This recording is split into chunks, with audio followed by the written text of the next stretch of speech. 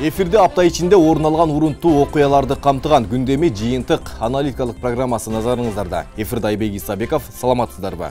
Улуттук коопсуздук комитети 26 ноябрда бийликти күч менен басып алууга даярданган деген шек менен 15 адамды камалганын билдирди. Атайын кызмат алардын арасында жогорку кеңештин депутаттары, мурда жогорку бийликте иштегендер бар экенин маалымдап, бирок алардын аты жөнүн ачык айткан жок. УКМК кармалган адамдарга байланыштуу жазык кодексинин 38 жана 309 беренелери бийликти күч менен басып алууга даярдануу менен сотко чейинки өндүрүш ачылганын билдирди. Ал арада узап бара жаткан жумада шайлоого карата үгүт мыйзамын бузуулар менен коштолсо, депутаттыкка аттанган айрым талапкерлердин диплом чуусу орун алды. Тагыраагы Борбордук шайлоо комиссиясы жогорку кеңештин депутаттыгына Социал-демократтар партиясынан талапкер Рыскелди Момбековду жарыштан четтетти.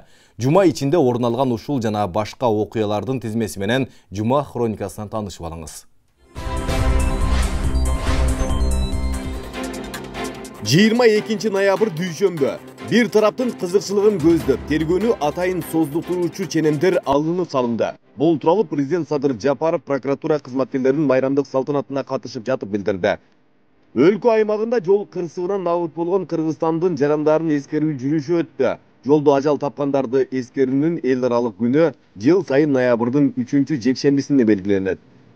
Турмушка зарыл болгон дары-дармектин бааларын көзөмөлдөө жана тармактагы коррупциялык көрүнүштөрдү жоюу максатында УКМК дарылардын баасын көзөмөлгө алууда. Азыркы тапта 5 жылдан ашык дарылардын түрү мурдагыга караганда арзан баада сатылып жатат. 23 ноябрь шейшембе. Бишкекте бензин таңкыстыгы байкала баштады. Нефтетрейдерлер бирикмесинин төрагасы Канат Эшатов бул көрүнүштү бензин менен дизель Орусиядан, Казакстандан аз өлчөмдө келип жатканы менен байланыштырды. Бардык мамлекеттик жана муниципалдык кызматкерлер кыргыз тилин билүүгө милдеттендирилет. Мындай мыйзам долбоору коомдук талкууга чыгарылды. Демилгени мамлекеттик тил жана тил саясаты боюнча улуттук комиссия сунуштады. Кыргызстанда кышкы туристтик сезондун расмий ачылышы 27 ноябрда өтөт. Бул тууралуу Маданият, маалымат, спорт жана жаштар саясаты министрлигинин туризм департаменти кабарлады. Иш-чара Каракол тоо лыжа базасында болмокчу. 24 ноябрь шаршембе. 30 жыл аралыгында биринчи жолу Кыргыз темир жолунда масштабтуу оңдоп түзөө иштери жүргүзүлүүдө. Президент Садыр Жапаровдун колдоосу менен 20 000 бетон шпалда 20 км рельс сатылып алынды. Мамлекеттик тил жана тил саясаты боюнча улуттук комиссия мамлекеттик тил жөнүндө мыйзамдын жаңы редакциясын сунуштады. Ага ылайык бардык мамлекеттик жана муниципалдык кызматкерлер кыргыз тилин билүүгө милдеттендирилет. Сузак районунун тургуну 9 жаштагы Сумая 9 күндөн бери дайынсыз. Учурда милиция жана ыктыярчылар издөө иштерин улантууда. Ал эми ата-энеси кызды көргөн билген болсо кабарлап коюуну суранышат. 25 ноябрь бейшембе. Эсеп палатасынын айрым кызматкерлери Эйр Кыргызстан компаниясынын жетекчилиги менен жең ичинен сүйлөшүп алып, мамлекетке келтирилген 3 160 903 доллар өлчөмүндөгү зыянды атайылап жашырган. Баткен облусундагы 218 шайлоо участкасы 28 ноябрда өтө турган парламенттик шайлоого толугу менен даяр экендигин облустук бийлик билдирди. Даярдык иштеринде мүчүлүштү кетирген 3 айыл өкмөткө тартиптик жаза колдонулганын да айтышууда. Умтөр маселесин саясатташтырып, аны жеке кызыкчылыгы үчүн пайдаланууга аракет кылган күчтөр бар. Элге туура эмес көз караштагы маалыматты таратып жаткан саясатчылар мамлекеттин чектенчиси катары кабыл алынышы керек. 25 ноябрда Ош шаардык кеңешинин кезексиз сессиясында шаар ичиндеги маршруттук каттамдын тарифин көтөрүү маселеси каралып, токтом кабыл алынды. Аталган токтом 1 декабрдан баштап күчүнө кирет. 26 ноябрь жума. Мегаком, Кыргыз темир жолу сыяктуу мамлекеттик мекемелерде миллиардтаган акчалар жээлип жүргөн. Мындай маалыматты мамлекет башчысы билдирди. Арам тамактарын алкымына буулгандан бери ишканалар мамлекеттик бюджетке ири кирештерди алып келе баштагандыгын кабарлады. Дыйкандарга бөлүнгөн насыянын 97%-ын чиновниктер жана алардын туугандары алып жүргөн. Мындан улам дыйкандарга каражат жетпей, суу аскан миңдеген аянттар айдалбай калган. Бул тууралуу президент Садыр Жапаров коопсуздук кеңештин жыйынында жар салды.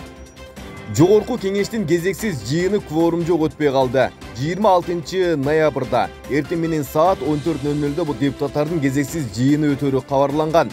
Күн тартибинде парламентарийлер Асылбек Жээнбеков менен Төрөбай Зулпукаровдун кол тийбестигинен ажыратуу маселеси киргизилген.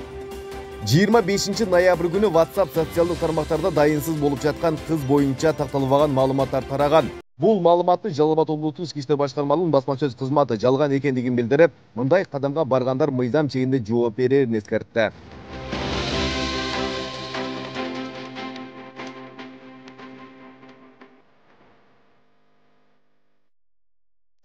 Мегаком, Кыргыз темир жолу сыяктуу мамлекеттик мекемелерде миллиардтаган акчалар жыйылып жүргөн. Мындай маалыматтар мамлекет башчысы билдирди. Арам тамактардын алкымы буулгандан бери ишканалар мамлекеттик бюджетти ири кирешелерди алып келе баштагандыгын кабарлады. Бул маалыматтарды ачыкка чыгарган өлкө жетекчиси учурда карапайым калкка кам көрүү зарылдыгын белгилеп, аз камсыз болгон үй бүлөлөр үчүн электр энергиясына болгон баасы 50 тыйынга түшүрүү тапшырмасын берди. Коопсуздук кеңешинин жыйынында дагы бир топ маселелер талкууланды. Дыйкандарга бөлүнгөн насыянын 97%-ын чиновниктер жана алардын туугандары алып жүргөн. Мындан улам дыйкандарга каражат жетпей суу баскан миңдеген аянттар айдалбай калган. Ал акчаларды ашап жүргөндөрдүн арасында учурда талапкер болуп, талпынып жүргөн шылуундар да бар. Бул маселелерди иликтеп, жыйынтык чыгаруу милдети атайын кызматка жүктөлдү. Мындай көз боемочулуктар башка тармактарда да бар экендигин атап, алардын баары жакын арада ачыкка чыгарын кабарлады. Кайрак жерлерди бияка эле кой, сугат жерлерди айдалбай жатат. Ошондон кийин мен бир топ дыйкандар менен баарлаштым. Суроолорду бердим. Эмне үчүн сугат жериңди айдабайсыңдар? 10 гектар жерлер, 100 гектар жерлер. Алар айтат, акча жок дейт. Техника алайын десем, техника жок. Үрөн жок, күйүүчү май жок дейт. Ошондон кийин келип, жарым жыл мурда эсептөө палатасына тапшырма бергенмин. Президент Садыр Жапаров коопсуздук кеңешинин жыйынында дыйкандарга деп берилген насыялардын бизнесмендерге берилишин иликтөө үчүн УКМК төрагасы Камчыбек Ташиевке тапшырма берди. Өлкө башчынын айтымында үстөк пайызы төмөн насыяларды депутаттар, министрлер, губернаторлор жана алардын туугандары өзүнө ыйгарып алган учурлар белгилүү болгондугун ачыктады. Алар текшерип келип бүтүп мага отчетун беришти. Бул жерде дыйкандарга бөлүнгөн, мамлекет тарабынан бөлүнгөн акчалардын 3% дыйкандарга жетет экен. 3%. Калган 97%-ын жалаң бизнесмендер, депутаттар, министрлер, губернаторлар, алардын жакын туугандары алат экен. Аттарын атабай эле коеюн, бул жерде депутаттар да бар, министрлер да бар, губернаторлор да бар, алардын туугандары бар. Азыр депутаттыкка бараткан талапкерлер да бар арасында. Изилдеп чыгып, кимдерге берилген кредиттер, эмне үчүн дыйкандарга жеткен эмес? Кайсыл банктар берген? Мисалы Айыл банк менен бул РСК банк жөнүндө. Жеке банктар да бар. Мамлекет аркылуу дыйкандарга кредит берген банктар бар. Ушуларды текшерип чыгып, чечим кабыл аласыз. Мамлекет башчы 1 январдан баштап министрлер кабинети дыйкандарга бөлүнгөн бир дагы сом башка жакка кетпешине көз салууну тапшырды. Дыйкандарга бөлүнгөн акча 1 сомуна чейин дыйкандарга жетиш керек. 1 январдан баштап эмдиги жылы эгерде 1 сому бир жакка кете турган болсо, анда банкирлер, айрыкча банкирлер, ошолор көзөмөлгө алат, ошолор берет, текшериш керек. И сиздер дагы кабинет министров тарабынан көзөмөлгө алышыңыздар керек. Толук жетиши керек. Мынакей изилдеп чыгасыз. Бул менин контролумда турат. 2 айлык мөөнөт менен изилдеп чыгып анан отчетун бересиз. Муну менен катар лицензиялар боюнча геологияга аудит жасалгандыгын, бул жерде дагы коррупциялык элементтер күч алгандыгын кошумчалады. 5-10 жылдан баштап бери лицензияны 31 эле адам 20-30 лицензия алып отурган фактылар бар. Баалуу металдардын лицензиялары бар, темирдики бар, көмүрдүкү бар, жана башка дегендей. Буларды дагы аудит кылып чыгып, бүт бардыгын берди. Бул жерде жашыра турган фактылар жок. Ошондуктан муну дагы изилдеп чыгып, 2 айдын ичинде отчет беришиңер керек. Ошондой эле энергетика тармагындагы көз боемочулуктар, ал жактан кымырылган каражаттар тууралуу маалымат берди. Айтымында энергетиктер имараты курула элек даректе жашагандардын карызы көбөйүп кетти деген схеманы колдонгон. Маселени иликтеп чыгуу башкы прокурорго жүктөлдү. Адреси жок, фундаменти турат. Ошол үйдө киши жашайт кылып, же болбосо бир мекемени оформить этип туруп, мына ушул жерден ушунча карыз төлөй албай калды деп туруп, миллиондогон сомдорду карызды ошогон списать этет дагы. Анан кийин ошо менен электр энергиянын жоголуп кетип аткан электр энергияны ушинтип списать этишет экен. Курманкул Токторалиевич, бул 2 маселени мен сизге берем. Сиз дагы карап чыгып, 2 айлык мөөнөттө бардыгын ордуна коесуз. Келиңиз, алып кетиңиз муну. Мамлекеттик мүлк боюнча да кеп козгоп тиешелүү жетекчилери мамлекеттин канча мүлкү бар, кайсыл жерде жайгашкан, баасы канча так билбей тургандыгын айтып, кыска убакытта тактап чыгуу милдетин койду. Чейин мамлекеттик ишканаларда ири коррупция болуп келгендигин жар салды. Бирок алардын алкымдары буулган бир жыл ичинде мамлекеттик ишканалардын кирешеси көбөйгөн. Мисалы мына Мегаком боюнча айтайын. Ушу жылдын башында Мегакомдун башчысын алмаштырганмын. Келишим түзгөнбүз. Мына деп мурда 2 миллиард, 3 миллиардка чейин таза киреше берип аткан болсо, мурдакы жылдары, андан аркы жылдары болсо, 2-3 жылдан бери 500 миллионго түшүп калган. Тарифтер ошондой эле, абоненти ошончо эле. А бирок 500 миллионго түшүп калган. Мен жетекчи коюп туруп, минимум 1,5 миллиардка чыгасың, болбосо жоопко тартыласың деген. Мына бүгүн 1,5 миллиард таза киреше берди. 1 миллиард сом каяка кетип жүргөн? Мына өзүңөр ар жагын ойлонуп көргүлө. Былтыр болгону 1,5 миллиард сомго чейин салык төккөн. Быйыл 3 миллиард салык төгүп атат. Мына 3 миллиард салык төгүп, 1,5 миллиард таза киреше алып атат. А мурда болсо 1,5 миллиард салык төккөн, салыктан дагы жеп жүргөн. И таза кирешенин да 1 миллиардын жеп жүргөн. Мына ушундай фактылар өтө көп. Кыргыз темир жол ишканасы буга чейин 2 миллиард карыз болгон. Июль айында жетекчиси алмашып, ага жемкорлукка аралашса түрмөдөн чыкпайсың деген тапшырма берилген. Жыйынтыгы ийгиликтүү болгон. Темир жол боюнча мурда 2 миллиард карыз болгон. Мен июль айында жетекчисин алмаштырдым дагы. Эгерде коррупцияга аралашып, мурдакылардай болуп ичип жеп кетсең, дароо камаласың, анда түрмөдөн чыкпайсың деген. Ушундай тапшырманы койгон. Мына бүгүн 1 миллиард 578 миллион таза кирешеге чыгышты. 6 айдын ичинде.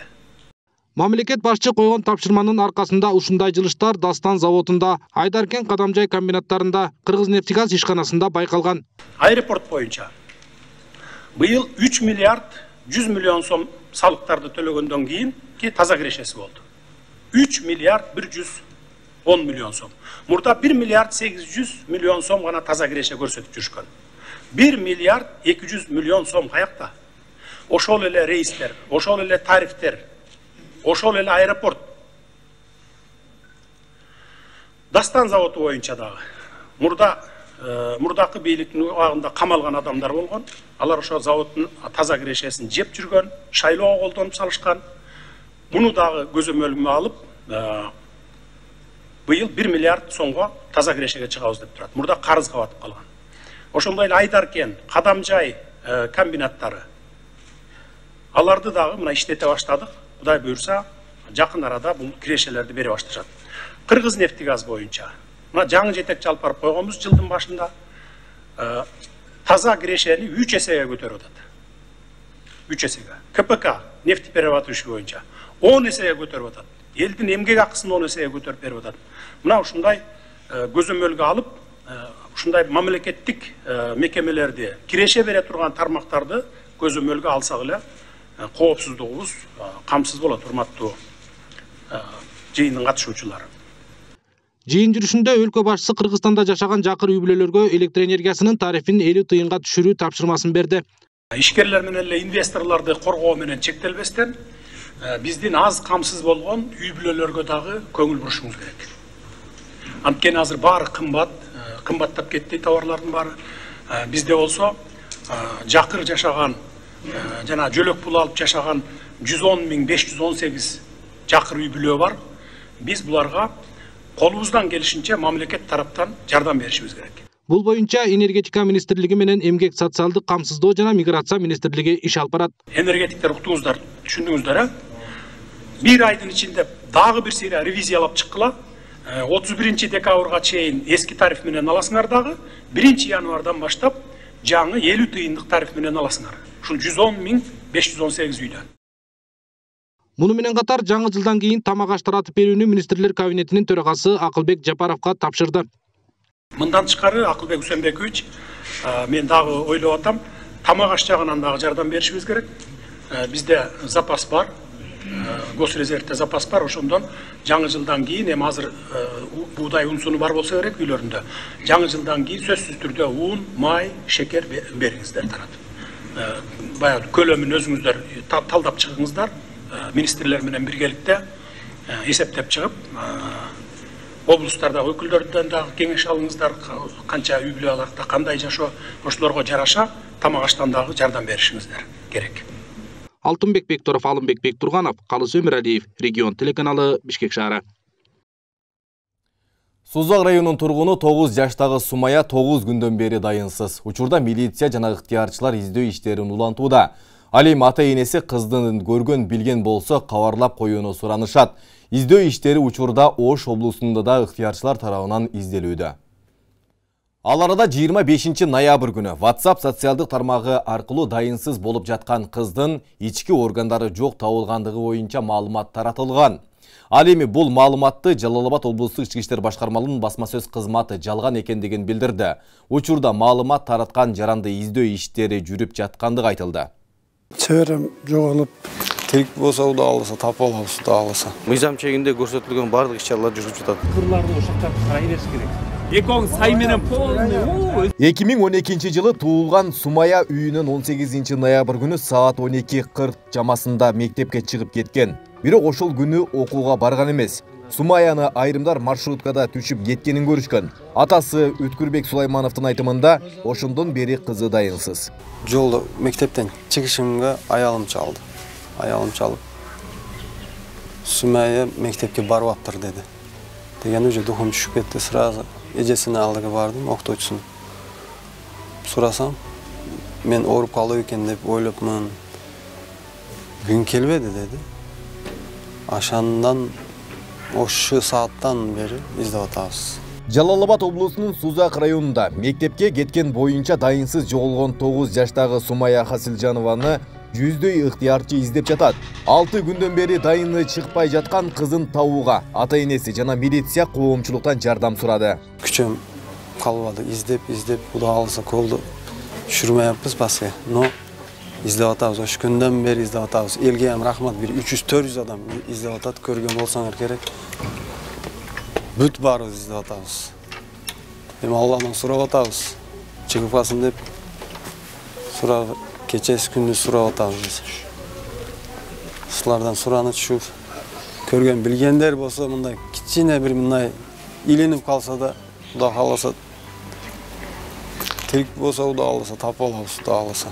Сумая каякта экени азыркы учурга чейин белгисиз болуп жатканына байланыштуу Сузак райондук ички иштер бөлүмүнүн кызматкерлери жергиликтүү 100дөн ашуун тургундар менен биргеликте издөө иштерин жүргүзүүдө. Жарандарга Сузак районунун борбордук бөлүгүндөгү аянтчада Сумая тууралуу маалыматтар берилди. Ыраазычылык билдиребиз. Чечте багы жарандык өзүңөрдүн милдетиңер, адамгерчилик мамилеңер менен. Милиция кызматкерлери жалгыз өздөрү ата-эне бүт туугандар менен кошо издөө иштерин жүргүзгөн. Андан кийин коомчулуктан жардам сурап, 100дөн ашуун ыктыярчылар келип, алар менен биргеликте ар кандай бир шек жараткан аймактарды толугу менен кыдырып издөө иштери жүргүзүлдү. Андан кийин дагы ыктыярчылар баягы топтобу менен келип жардам берип атышат. Бүгүнкү күндө милиция кызматкерлери тарабынан тийиштүү ыкчам иш-чаралар көрүлүп, ошол кыздын жүргөн жерин аныктоо боюнча мыйзам чегинде көрсөтүлгөн бардык иш-чаралар жүрүп жатат. Издөө иштери уланууда. Учурда Сумаяны издөө иштери Ош облусунда уланууда. Ыктыярчылар тарабынан сүрөттөрү илинип, издеп жатышкандыгын билдиришти. Азыр биз достор Ош областындабыз. Оштун шаарларына ошентип көчө-көчөлөрдө жарматып атабыз Сумая кызды. Өзгөчө белгилери: бою 120-130 см, өңү кара тору, чачы кара, кыска, кашы, көзү кара, арык чырай. Кийген кийимдери ак түстөгү жоолук, ак көйнөк, боз түстөгү жемпер, көк түстөгү куртка, кызгыл түстөгү бут кийим. Жалал Абад облусунда жыл башынан бери 99 өспүрүм дайынсыз жоголгон боюнча арыз түшкөн. Анын ичинен 98 бала табылган. Учурда 9 жашар Сумая табылар элек. 2021 жылдын 25 ноябрь күнү WhatsApp социалдык тармагы аркылуу дайынсыз болуп жаткан кыздын ички органдары жок табылгандыгы жана Сузак районундагы мектептерден окуучу балдар жоголуп жаткандыгы тууралуу такталбаган маалыматтар таратылган. Достум, бул кыз тапылды. Кана болуп тапылды дең, 5 кызды огулап кетишти биттермес. Шумен общий жокалганlardan 3 4 болду. 3'te kaldı, bittasini öyle tapıldı da. Şunaqa bolýar. Ал эми Сузак районундагы мектептерде жаш балдар урдалып жатыптыр деген сөздөр да айтылган. Буга мектеп жетекчиси жалган маалымат экендигин билдирип, мындай учур катталбагандыгы айтылды. Бүгүнкү күндө соцсеттерде, WhatsApp'тар боюнча, жоголгон балдар, окуучулар боюнча ар кандай ашыкча маалыматтар таркалып кеткен. Урматтуу ел, Сузак эли, ата-энелер, сиздерден суранып кетем, ушундай ашыкча маалыматтарга ишенбеңиздер. Ал маалыматтардын тактыгына ишенбей туруп, ар кандай бир тууган урука бирөөлөрүңүзгө жөнөтпөңүздөр. Биз азыркы күндө ар кандай жалган маалыматтар таралып атат. Биздин мектепте дагы окуучуларда жоголду деген ушундай маалыматтар таралганын уктук. Алар боюнча түшүндүрүү иштерин алып барып жатабыз. Биздин мектепте окуучулар баары тынч. Жалал-Абад облустук ички иштер башкармалыгы облус тургундарын такталбаган маалыматтарды бөлүшпөөгө жана таратпоого чакырат. Жалган маалымат тараткандар Кыргыз Республикасы мыйзамдарына ылайык жоопкерчиликке тартылат. Учурдан пайдаланып, биздин жарандарга эскертип, белгилеп айтып коюшум керек. Бул сыңмаян издөөдө ошо Сузак районунун тургундарында, жергиликтүү тургундар арасында WhatsApp группаларда голосовой жөнөтүп, анан тигин баласын урдап кетиптир, баланча деген кызды урдаган аракет кылыптыр деген мындай жалган такталбаган маалыматтар чыгып атат. Бул маалыматка ишенбеңиздер, себеби эч кандай ата-энеси тарабынан арызданган же кандайдыр бир конкреттүү факт жок. Ошондуктан бул боюнча мен сурам кетет элем, бул маалымат жалган, ишенбеңиздер. Кандайдыр бир маалымат болсо официалдуу түрдө биз беребиз. Бул үн жазуулар жалган жана аты атылган мектептерде окуучулар жоголгон эмес. Учурда жалган маалымат тараткан жаран изделүүдө. Табылган учурда мыйзам чегинде чара көрүлөрү маалымдалды. Айбек Исабеков, регион. Ош облусунда президенттин тапшырмасы менен тоннасы 3000 сомдон көмүр сатыла баштады. Кара алтын Өзгөн районунун 15 жаш айылындагы көмүр кенинен алынып келинүүдө. Жергиликтүү тургундар өткөн жылдары кара отундун тоннасын 7000ден 9000ге чейин алып келсе, эми ага 2 эсе сатып алууга болоорун айтып, кубанып турушат. Ал арада калты арзан баадагы кара алтын менен камсыз кылуу тапшырмасы жерлерде аткарылууда. Жалал-Абад шаарында көмүрдүн тоннасы 4000 сомдон сатыла баштады.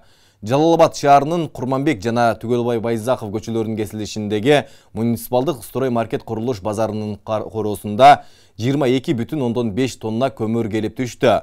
Кышкы камалга иштери боюнча кененирээк Асел Сыдыкованын материалында.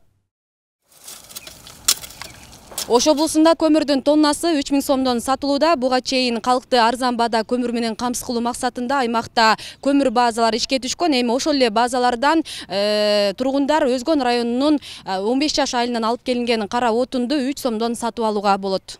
3 сомдон болгон көмүр Араван районунун Али Анаров айыл өкмөтүндө да сатылып жатат. Ушул тапта арзандатылган кара отунду алууга кезекке тургандар көп. Катарында Рыспа апа жарым тонна кара отун алды. Ал жыл сайын 3 тонна көмүрдү 7 сомдон алып келсе, эми анын жарым акчасы чөнтөгүндө калганын айтат. Бул дагы өкмөт башчыларынын аракеттери менен, эл аракети менен ушундай жакшы көмүрлөр бизге келип отурат. Муну бүгүн жагып көрсөк, дагы көбүрөөк алып алабыз да. Азыр жагып көрүш үчүн азыр 4 кап көмүр алып атамын. Мурку алган баага 1 тонна келсе, азыр 2 тонна көмүр алган менин мүмкүнчүлүгүм болуп атат да. Бул өтө жакшы салмак болуп эсептелет. Каракулжа районуна жеткиздик. Андан башка Кара Суу районуна 2 айыл өкмөткө түшүрдүк, 10 тоннадан бөлүп 20 тоннаны. Ошондой эле Ноокат районуна 2 айыл өкмөтүнө 4 машина жеткирилди да. Анан биз азыр бүгүнкү күндө барып ошол айыл өкмөттөгүлөр менен азыр байланышып атабыз, кандай сатылып атат депчи. Каракулжадагылар айтты, башта элдер ишенбей жанагыдай бул арзан көмүр экен, демек мунун сапаты да начар болушу мүмкүн деп азаздан алып барып жагып көргөндөн кийин уже кызыгуулар пайда болду дейт. Азыр эми биз дагы ошондой сурамчылык жүргүзүп атабыз. Ошо жана бөлүнгөн көмүрлөр бүгүнкү күндө кандай сатылып атат, кандай күйүп атат, эгерде элге дагы ошол жагып калып ушул көмүр бизге керек дей турган болсок, биз азыр башкача пландар жасап атабыз. Ар бир районго ошол жок дегенде бир 15-20 машинаны бир апарып жеткизип, анан экинчи районду камсыздайбыз деген иш пландарды иштеп чыгып атабыз. Ал эми Жалал Абад шаарында да көмүрдүн тоннасы 4000 сомдон сатыла баштады. Кара отун жеке ишкерлер менен сүйлөшүү аркылуу Таш көмүр шаарынан алып келинип, базар баасынан 3 сомго чейин арзан. Көмүр шаар тургундарына гана жеткиликтүү жана ар бир кардарга 1 тоннадан ашык көмүр сатылбайт. Муну менен кара алтындын жарандардын баарына бирдей жеткиликтүү болуусун камсыздоо максатын көздөрүн кала бийлигинен билдиришти. Президентибиздин тапшырмасы менен шаар бийлиги көмүр саткан ишкерлер менен сүйлөшүп, биз көмүрдү арзандатуу максатында бүгүнкү күндө 4 сомдон сатканга даяр болуп турабыз. Көмүрдүн качествосы кандай экендигин билиш үчүн биз бүгүн 1 машина эле түшүрдүк. Бүгүн дагы 2 машина келип түшөт. Biz 100 tonna 200 tonnaga чейин көмүрдү элибизге мындай көмүр менен камсыз кылуу планын коюп атабыз да. Октябрь айында күндүн кескен сууп кетиши көмүр тартыштыгын жаратып, анын баасы көтөрүлүп, бул элдин нараазычылыгын жараткан. Анткени Бишкек шаарында көмүрдүн тоннасы өткөн жылга салыштырмалуу 1400 сомго чейин кымбаттаган.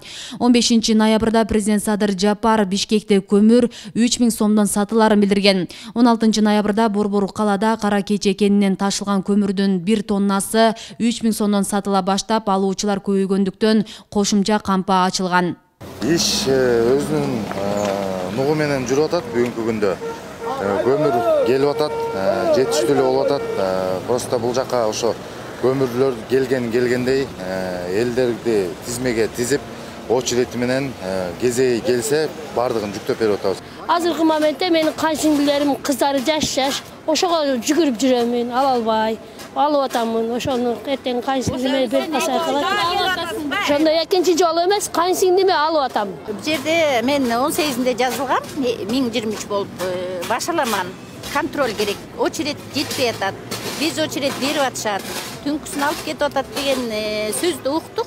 622 очерет болгон, бир жумада келди очеретим, алдым очеретимди. Ошол көмүрү болсо кезек 3000 сомдон таратып атат, 3000 сомдон. Ошо биякта эжелерге да айтарым, элдерге да айтарым. Кичине сабыр кылып, күтүп эле алсаңар болот экен да. Мына мен деле күтүп эле сабыр кылып алдым, Кудайга шүгүр. Пейлиңе жараша экен да, сонун көмүр алдым. Ошо майда деле болгон жок, кезекте эмес, сонунда орто. Белгиле кетсек, Кыргызстан бир жылда кеминде 2,5 миллион тонна көмүр керек дейт. Анын көбү Кара Кече кенинен казылат. Кара Кечедеги ишканалар Бишкек, Чүй, Талас, Жалал Абад жана Нарын облустарын көмүр менен камсыз кылат. Асель Садокова, Илимбек Турсунбай уулу, Регион телеканалы, Ош шаары. Өлкө башчы Садыр Жапаров 2021 жылдын 8 июлундагы жарлыгы менен бекитилген этностук кыргыздардын жана кыргыз улутундагы жарандыгы жок адамдардын Кыргыз Республикасынын жарандыгын алуусунун жөнөкөйлөштүрүлгөн тартиби жөнүндөгү убактылуу жобонун негизинде калкты жана жарандык абалдын актыларын каттоо департаментинин адистери Баткен облусуна келишти. Алар 26 ноябрга чейин этностук кыргыздардын жана кыргыз улутундагы жарандыгы жок адамдардын документтерин чогултканга көмөк көрсөтүшөт. Баткен облусу боюнча жалпы 91 арыз кабыл алынган. Анын ичинен 5 жаранга Кыргыз Республикасынын жарандыгын кабыл алгандыгы боюнча президенттин жарлыгы чыккан. Кененирээк кийинки материалда. Карим Нарматов Кыргыз улутундагы Тажикстандын жараны. Апрель айынын соңундагы тажик аскерлеринин кол салуусунан кийин Кыргызстанга өтүп, кайра кире албай калган. Эми ал кыргыз жарандыгын алуу үчүн аракет көрүп жүрөт. Документтерди топтоштурууда мурдагыдай убаракерчилик жоюлганын айтат. Гражданствого документтер тууралап атам да. Тажикстандан келип. Тажикстандын жаранысыз? Жок, жараным Тажикстан, Кыргызстан тууралап атам.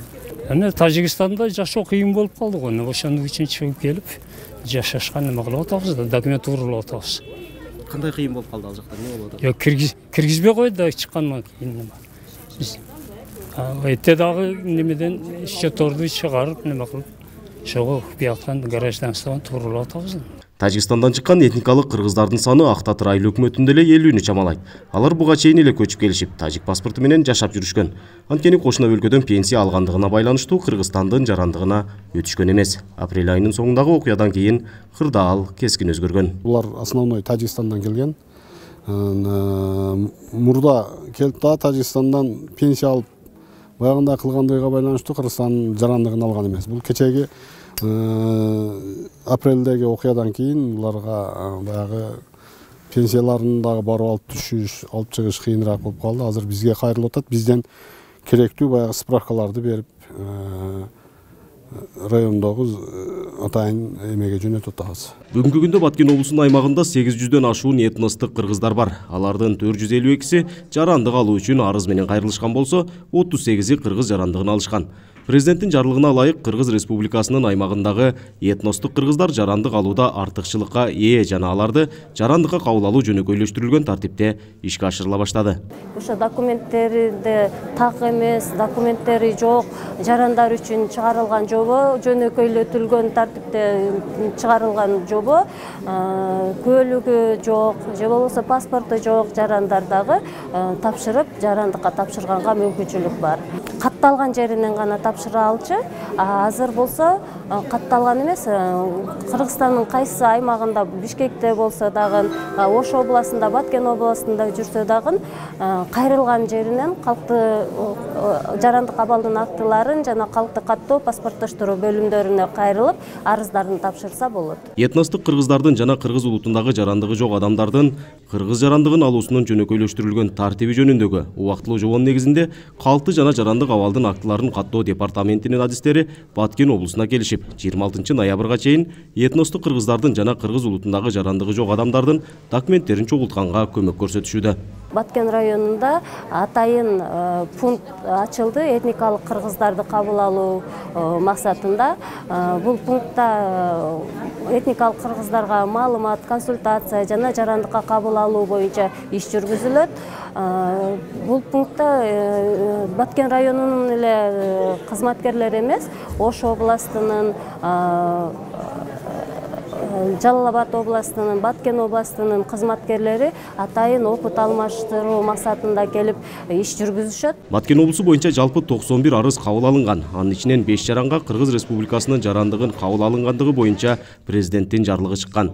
Адистер тарабынан жалпы 200ге жакын этностук кыргыздардын жана кыргыз улутундагы жарандыгы жок адамдардын документтерин чогултканга консультация берилип, иш кагаздарын чогултканга көмөк көрсөтүлдү. Нургазы Жайнаков, Регион телеканалы, Баткен облусу.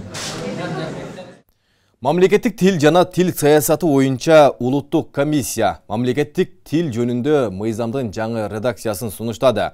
Ага ылайык бардык мамлекеттик жана муниципалдык кызматкерлер кыргыз тилин билүүгө милдеттендирилет. Мындай мыйзам долбоору коомдук талкууга чыгарылды. Бул демилгени филологдор, медиа эксперттер дагы колдойт. Сунушталган мыйзам долбооруна кабарчыбыз кызыгып көрдү.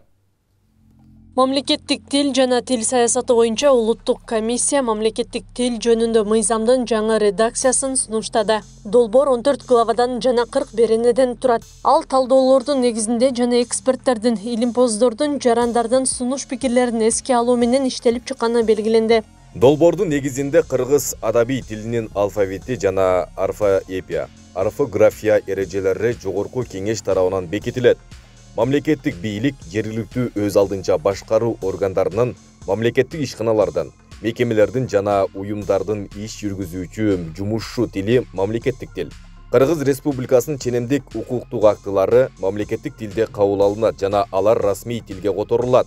Менчигинин түрүнө карабастан телерадио компаниялар милдеттүү түрдө берилөрүн 70%-ын мамлекеттик тилде ого чыгарат. Ал эми учурда иштеп жаткан мыйзам 8 глава 36 берене болуп түзүлгөн. Кыргызстанда ишке киргизилген компьютердик программада мамлекеттик тилдеги интерфейс болушу керек. Мамлекеттик жана мамлекеттик эмес бардык мекемелердин ишинде милдеттүү түрдө кыргыз тилинде колдонуучу интерфейси бар компьютердик программалар пайдаланылат. Ал эми телерадио компаниялардын берүүлөрүнүн 70% кыргыз тилге өтүшүн медиа эксперттер колдойт. Ошон үчүн бул коюлган талапты, бул коюлган баягы чекти мен туура эле деп эсептейм.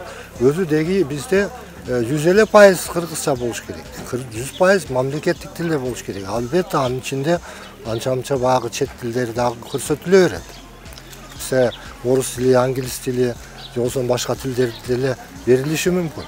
Алардын жол жобосу өзүнүн жол жобосу бар. Бирок негизги контент, негизги биз таркатып аткан маалыматтар мамлекеттик тилде болуш керек дегенге мен кошулам. Сунушталган мыйзамдын 11 главасы мамлекеттик тилди билүү милдети деп аталат. Анын 32 беренесинде кимдер кыргыз тилин билүүгө жана кызматтык милдеттерин аткарууда аны колдонууга милдеттүү болору жазылган. Кыргыз тилинде сөзсүз түрдө билүүгө кимдер милдеттүү?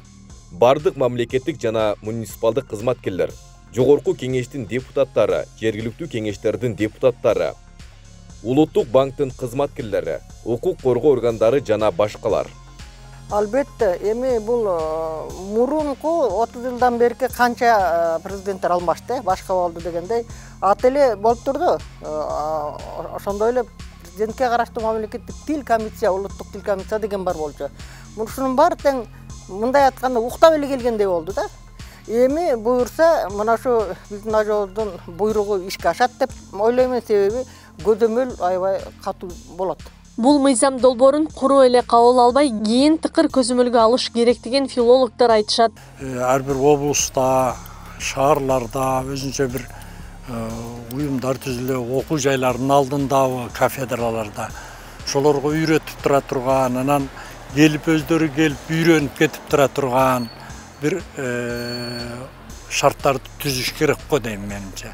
Анткени адис болбогондон кийин дагы эле баягы кантип аткарарын билбейт, кантип туура жазышын билбейт, кандай реквизиттер бар экенин билбейт. Ошон үчүн китептер менен ар бир уюм, мекеме жабдылыш керек. Ушул конституциялык мыйзамды жана башка тил жаатын жөнгө салган мыйзам актыларын бузгандыгы жана аткарбагандыгы үчүн Кыргызстандын мыйзамдарынын чегинде жоопкерчилик тартышат. Мында жазанын административдик жана каржылык айып салуу түрү колдонулат. Аклай Карабаева, Замирбек Тойчубаев, регион. 30 жыл аралыгында биринчи жолу Кыргыз темир жолунда масштабтуу оңдоп түзөө иштери жүргүзүлүүдө. Президент Садыр Жапаровдун колдоосу менен 20 000 бетон шпалда, 20 километрге рельс сатылып алынды. Учурда рельс менен шпалды салуу иштери уланып жатат. Чалдавар мерке участогунда Ивановка кант перегонунда иш кызуу жүрүп жаткан учура. Теманы кабарчыбыз улантат. Бул темир бетон шпалдын салмагы 260 килограмм. Эгер ал темир жолдун жээгинде болсо, кызматкерлер минтип төртөөлөп көтөрүп келип салышат. Ал эми татаал участоктордо бетон шпалдар атайын крандын жардамы менен орнотулат. Бул жана шаблон неметип калбасын депчи, кетип калбасын деп. Анан мондай пружиналар коюлат. Болттор менен бекилет. Шпалдарды алмаштыруу менен бирге анын астындагы майдаланган таштар да жаңыланат. Мындан тышкары темир жолду түздөө иштери да кошо жүргүзүлөт.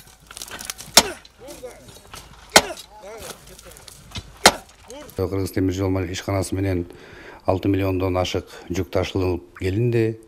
Андан тышкары биздин урматтуу президентибиз Садыр Нуркожоевичтин колдоосу менен бүгүнкү күндө компаниянын өзүнүн каражаты менен 20 000 бетон шпалы сатып алынды. Андан тышкары 20 километрге рельс сатып алынды. Азыркы убакта ошол рельс менен шпалды салып жатабыз. Аны айта кетсек, Чалдавар мерке участогунда 1 километр рельс уже орнотулду. Андан тышкары бүгүн Ивановка кант перегонунда оңдоо иштери жүрүлүп жатат. 1 километр жеринде сплошной смена шпалды коебуз. Ошол аткарылып жатат. Андан тышкары Рыбачий Каямат Куркол перегонунда сплошной смена шпал болуп атат. Өзүңүздөр билгендей, аба ырайы бүгүнкү күндөй таза ачык болуп турса, биз бул оңдоо иштерин жүргүзүп турабыз. Кыргыз темир жолу мамлекеттик ишканасынын жол чарба филиалында жыгаш шпалдарды темир бетон шпалдарына алмаштыруу иштери кызуу жүрүп жатат. 3811 чакырымдын Кант Ивановка перегонунда учурда жалпысынан 110 кызматкер ишке тартылган. Сплошной железобетонный шпал алмаштырып атабыз. Жерден участок станция Ивановканын участогу болот. 3811 километр. Ушул дамегенде иштеп атабыз. Өзүм акватка боюнча 10 бала менен келгем. Ушул старший болуп. Эми физически оордугу оор. 22-синен 26 ноябрга чейин 1 чакырым темир жолдун шпалдарын алмаштыруу планга коюлган. Мында ар бир кызматкер күнүнө 4 алмаштыруусу кажет. Аба ырайы бузулбай турса, коюлган планды толук аткарууга жетишишет. Bir günde 400-500 шпал салып атабыз. Bir günde ошондо күн 2 күндө 500 метрди бүтүрөбүз. Анан 4-5 күнү шебен төгөбүз жаңы бияка. Эски грязьдарды алып атабыз. Айырмалчылыгы биринчиден бул мунун кармаганы жакшы. Мунун срогу дагы 50 жылга чейин. Жыгачтыгы 15 жылдан 15 жылга чейин эле да.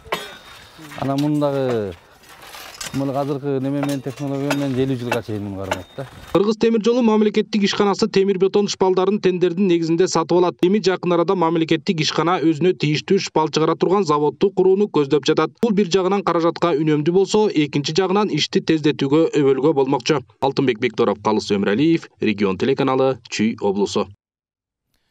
Узап бара жаткан жумада биз эң орчундулары деп тандап алган материалдар мына ушуларды түздү. Аны мен Айбек Исабеков алып бардым. Демалуу күнүңүздөр ийгиликтүү улансын. Кайрадан эфир аркылуу көрүшкөнчө саламатта туруңуздар.